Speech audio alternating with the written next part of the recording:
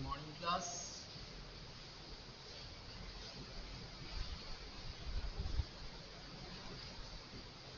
So, in today's class or in today's discussion, we are going to discuss a poem that is composed upon Westminster Bridge, September 3, 1802, and it is written by William Wordsworth. So, this poem is included in the syllabus of first semester exam of class 11 in West Bengal board, and in multiple board syllabus this poem is included, and it is a romantic poem written by William Wordsworth. The poem was written, it's already written in the title, in September 3, 1802, and soon after that it was published. So there are a few things I would like to mention about this poem, about the background. Firstly, it is a Petrarchan sonnet. Now, what is a Petrarchan sonnet? We know that it is a 14-line poems. Francisco Petrarch first introduced this kind of sonnet in the canon of English literature, and this poem is written in that format, that is 8 lines of octave and 6 lines of sestet. And before going to the discussions, we would like to discuss about a bit and species of romanticism in English literature and poetry. Since that we are discussing William Wordsworth, it is very important to know what is romanticism and romantic literature.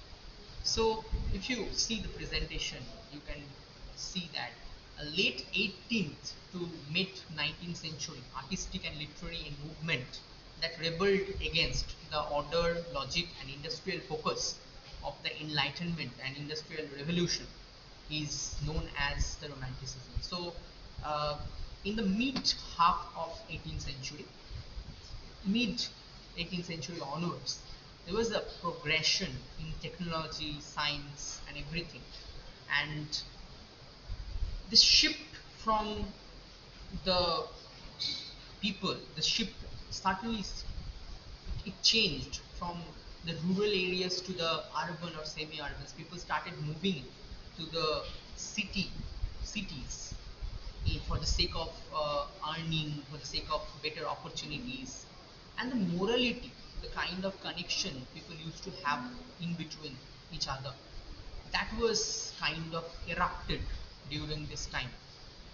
And then in this time, a group of poets appeared in the canon of English literature, including William Wordsworth, Samuel Taylor Coleridge, P.B. Shelley, John Keats, Lord Byron, and they tried to capture this essence of nature, the common folks, the things we usually avoid.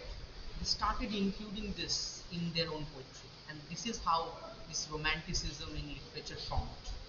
And the key focus of this period was it prioritized intense individual emotion, imagination, intuition, and deep spiritual connection to nature over science, reason, and the urban life. So the science and technology that was getting the most of it with the industrial revolution, that was kind of a protest.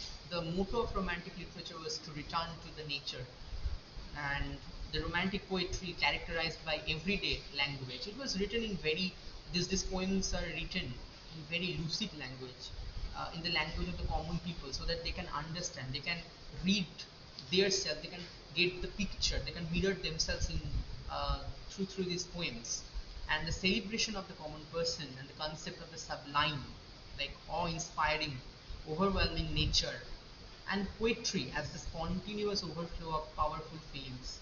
Wordsworth used this line in his definition of poetry, that poetry is a spontaneous overflow of powerful emotions and feelings. That is how Wordsworth designed poetry, romanticism, romantic poetry. And another thing that is that has to be mentioned, that is the romantic manifesto in the form of lyrical ballads that was published in 1798, the preface to the lyrical ballads, and it was later published in 1800 Um, so 1798, the year is very important because in this year, Wordsworth and Coleridge, both of them um, published lyrical ballads, and they both included their poetries in this particular uh, collection of poetry, and it became a manifesto of Romanticism. And major figures, if I mention William Wordsworth, Samuel Taylor Coleridge, John Keats, Percy Bysshe Shelley, Lord Byron, and William Blake. William Blake was the predecessor of this age. He came earlier than Wordsworth and Coleridge, and the later half of the Romantic poets. So that was about Romanticism in English literature. Now about the poet, if I if I say William Wordsworth, the poet of nature, the bard of nature, we call him. So life and legacy, if you look at it, he was born in the year 1770 and died in 1850. He was a foundational pioneer of the English Romantic literary movement who championed everyday language and deep emotional authenticity. He was a master of his own emotions, language, and he has a profound emotional depth in his poetry. The manifesto, co-authored in the form of lyrical ballads, I already said that it was published in 1798 with one of his friends, Samuel Taylor Coleridge, sparking a revolution against the rigid classical rules. And defining philosophy, the philosophy of his poetry is very important. He was famous for describing poetry as the spontaneous overflow of powerful feelings. And it takes its origin from emotion recollected in tranquility. It's very important. Like the emotions, day-to-day emotions, that is recollected in the form of poetry. So that's all about Wordsworth. Now, historical context of this poem composed upon Westminster Bridge, that is very important. It was written on the early morning of September 1802, and the journey, this is very important, the composed on the top of Westminster Bridge from a train coach, while Wordsworth and his sister Dorothy were traveling to France. So there is a story goes like this way. Wordsworth once fell in love with Annette Velen. Annette Velen, a woman from France. He was in love in the year 1791. He met Annette Velen, and they both of them fall in love. And later on in 1792, there was a war between England and France. So for like nearly for 10 years or 9 years, Wordsworth didn't visit France. And on the morn of September 3, 1802, Wordsworth was traveling to Dover, city of France, with his sister Dorothy Wordsworth, and both of them were traveling in a coach of a train in the early hour of the day, in the dawn. And it was the first time Wordsworth, perhaps not in the not maybe first time, because Wordsworth the romantic, it was not absolutely not his first time. Maybe after a long time, let's say, he visualized or witnessed the beauty of the London city in that early morning sunlight, and he described, he captured what he captured at that early hour of the day in this poem. Right? A surprising turn. While romantic poets typically fled industrial cities for untamed weirdness, wilderness, Wordsworth discovered a profound, majestic, natural sublime right in the heart of urban London. This poem views the city of London, the urban city, in its romantic lens. That's very important. Usually, romantic poets typically fled from the industrial cities. They usually avoid the industrial cities, and they look for some more serene kind of a landscape. Wordsworth himself also dealt with this serene kind of landscape. He, in his poems, daffodils. But this poem, in the heart of this poem, stands the city of London itself. That hustle and bustle which the city has during the main course of the day, that was kind of missing in that early hour of the day, and that is what exactly Wordsworth is trying to capture in this poem. All right, that was the background. Now coming to the form or the structure of the poem, I have already said it while I was doing the introduction.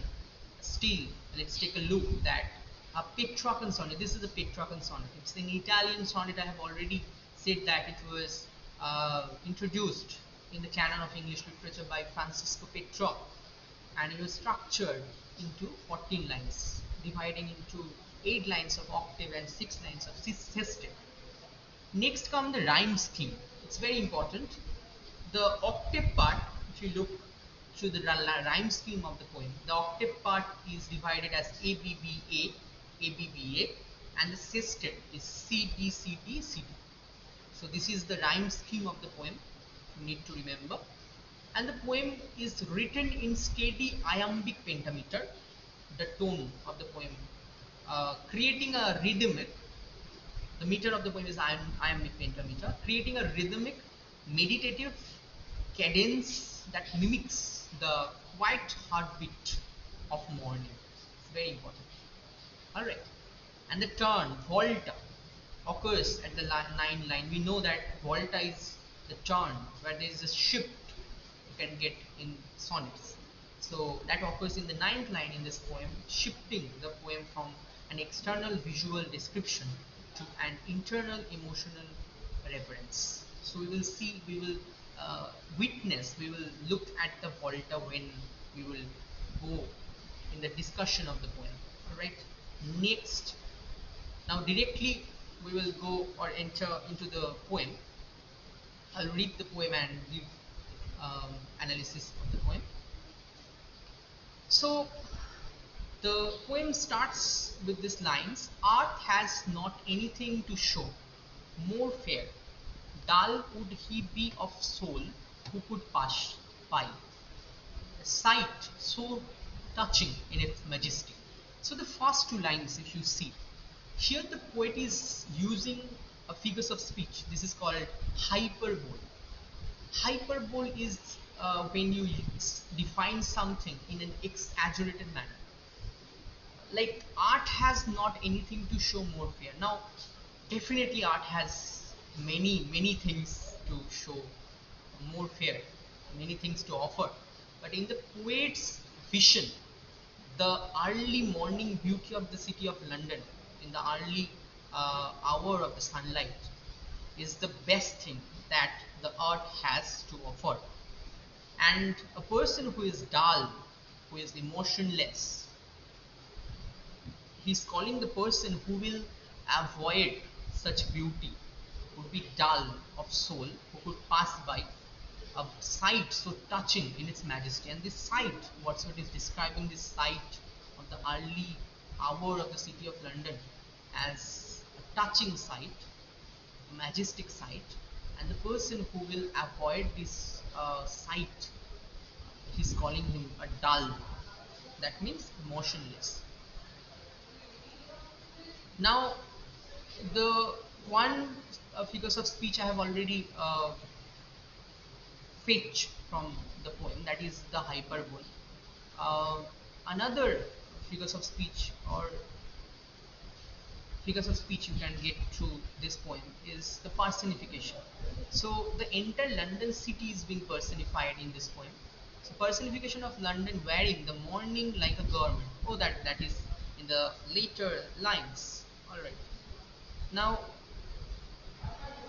the city, next few lines, the city now doth like a garment, where the beauty of the morning silent and bare. So the city of London in the early hour of the day wears the beauty of the morning. Doth means is the use of the old English form of does. So the city of London is now wearing the beauty of morning like a garment. And the beauty of morning, Wordsworth is saying silent and bare. Now why this is silent and bare? Because in the early morning of the day, the city life is not started yet. The industries, the offices, people are not in full mood. They're still sleeping. So that's why the city is silent, and it is bare because in the prime time of the day, uh, like 11 or 12 noon, uh, there are a lot of smokes all around the air. So that is why you can see in the morning, it is smokeless, the city is smokeless. That is why it is described as bare. So everything is quite visible, it is glittering in the early sunlight. Next, ship, towers, domes, theaters open unto the fields, to the sky.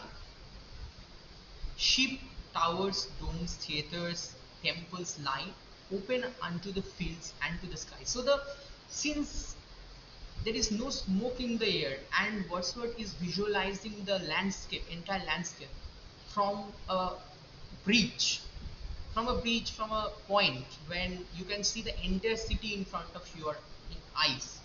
So the ships, towers, domes, theaters, temples, everything, it's live. So Wordsworth can see till the horizon. All right, and these are the man-made structure. The ships, towers, domes, blend seamlessly with expansive natural spaces. Along with that, it also get mingled with the natural spaces. Now, next line. All bright and glittering in the smokeless air. I have already mentioned that the city life is yet to start. Thus the air is smokeless, and that is why everything is bright and glittering in the sun.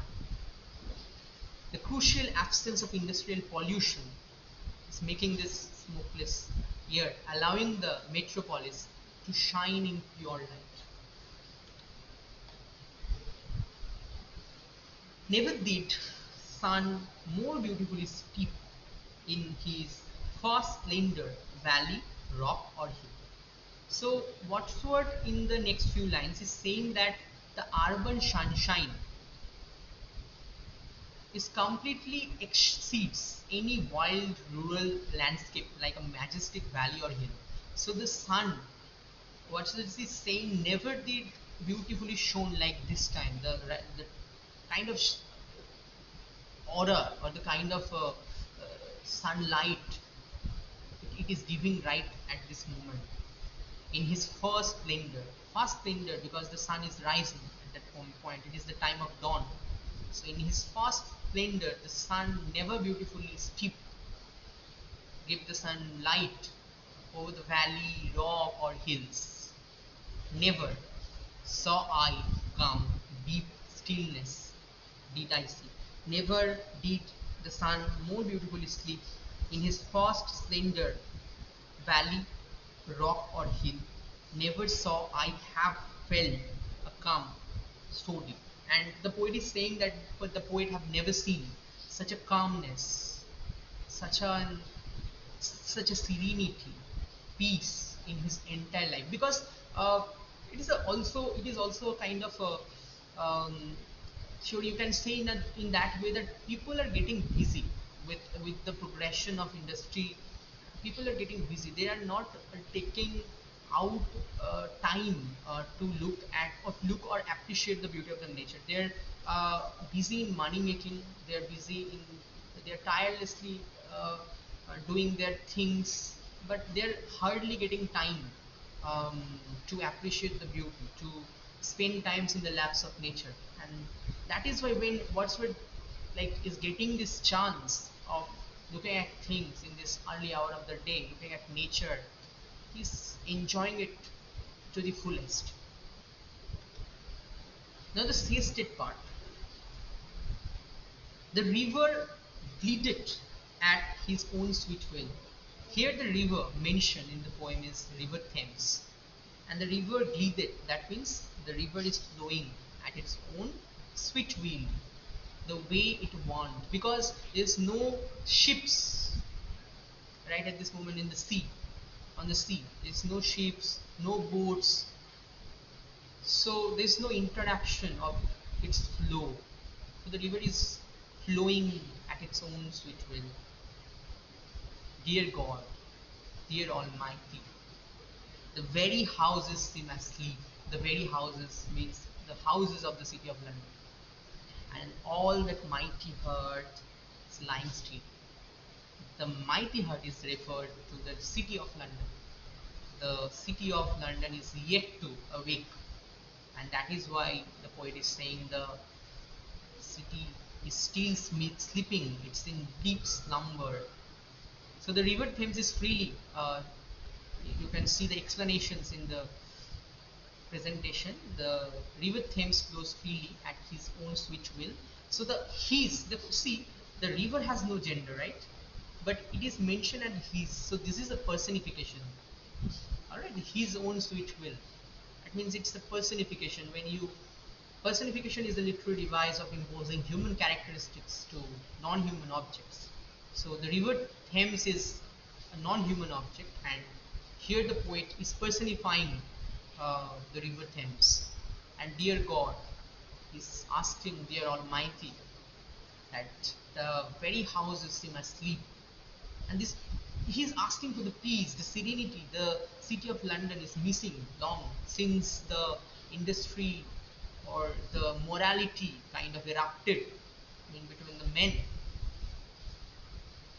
and that is the volte-apart emotional climax. The city's houses are asleep, and the London is personified as a mighty herd taking a peaceful collective rest, far away from the hustle and bustle or of city life that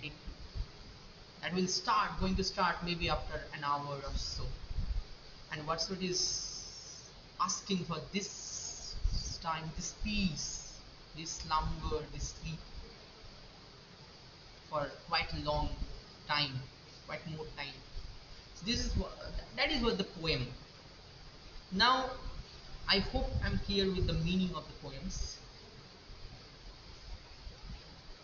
Now the literary device and themes that we can explore in this poem.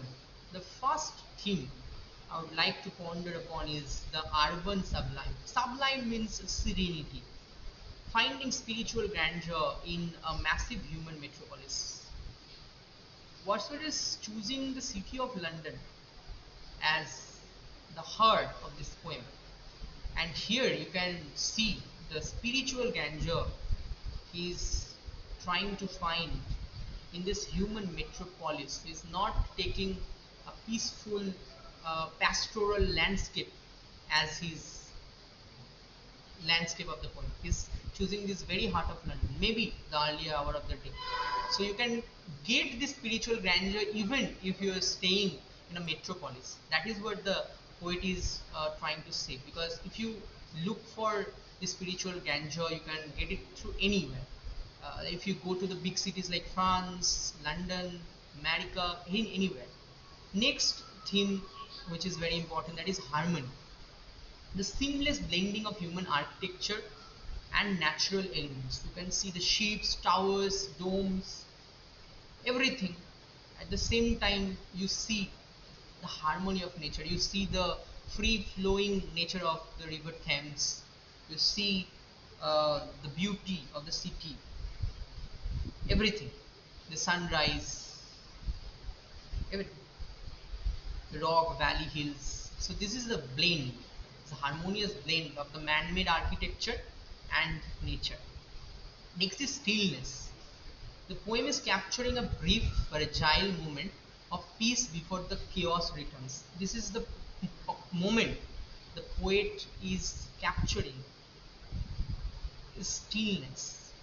It's a freezing moment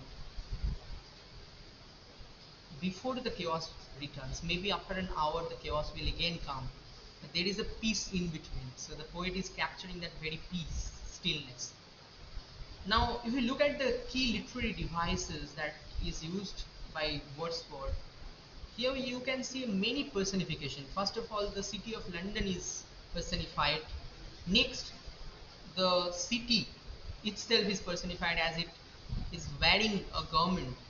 The houses, they are asleep. Now houses cannot asleep, so houses are the non-living objects and they are asleep.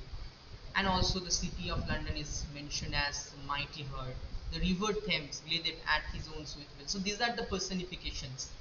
Next comes simile. It's a very important figures of speech you can explore in this poem. So comparing comparing the morning light to the clothing.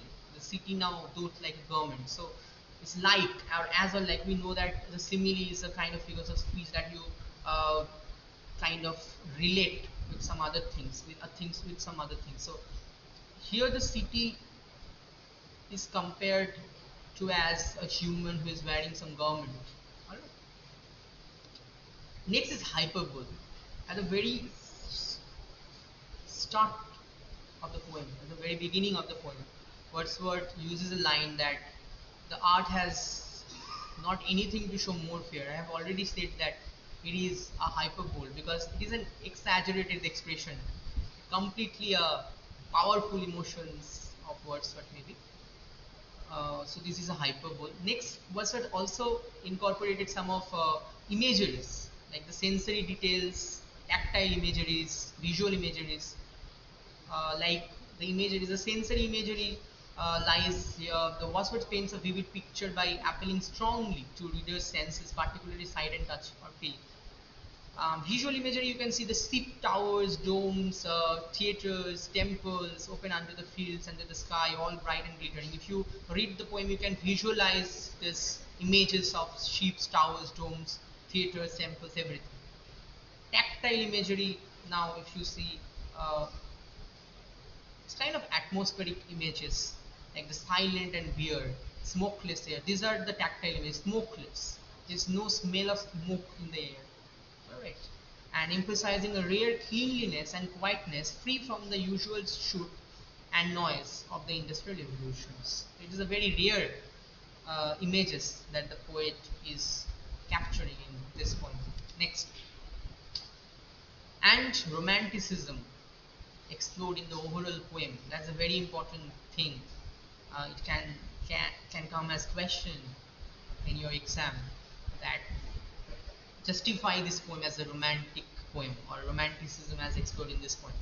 So romanticism as explored in this poem, um, there are a few points I have already pointed here. Romanticism as explored in the poem, nature as a spiritual force. So Wordsworth finds the divine, awe-inspiring power usually reserved for wild mountains and ocean right in the middle of a city, proving that nature's spirit transcends human environment. So the nature is there, very much presented there. You can see the mention of the river Thames, sheep towers, domes, everything. Emotional subjectivity is highly emotional book. Since the very first line, art has no anything to show more fear. Dull would he be of soul who could pass by. So this is a very emotional poem, and in the end, he's asking God for to freeze this moment, this carpe diem, seize this particular moment. All right, so there is an emotional subjectivity, intense personal emotions like awe, wonder, certain reverence, rather than strict intellectual or classical rules that the earlier literature, earlier poetry has dealt with. Wordsworth is shifting that earlier ideas of literature completely to a very emotional tone of its own. Next, celebration of simplicity and stillness. That's also a very recurring theme or recurring point in this poem, that is true to romantic ideals. There is a romantic ideals Wordsworth has written in the preface to the lyrical ballads. So it's very true, very loyal to the romantic ideals, and the poem values a quiet, uncorrupted moment of pure perception over the loud, artificial hustle of modern industrial life. The poem is very loyal to life. Wordsworth is very loyal to life. He is capturing the landscape he sees as it is. Organic unity, that is another very important theme, that it emphasizes the harmony between humanity and the earth, showing man-made structures blending seamlessly into the natural morning sky. He is looking at the universal world. The nature should not be ignored. It's both the nature, like the trees, like everything, and also the human nature, human emotions. It should not be ignored. The moral values, it should stay. You need work, you can find it. You can earn it, everything, but the moral value should be there. That is what was is trying to explore in this poem. That is all. Thank you. I hope I have quite cleared the poem, lucified the discussion. Thank you so much.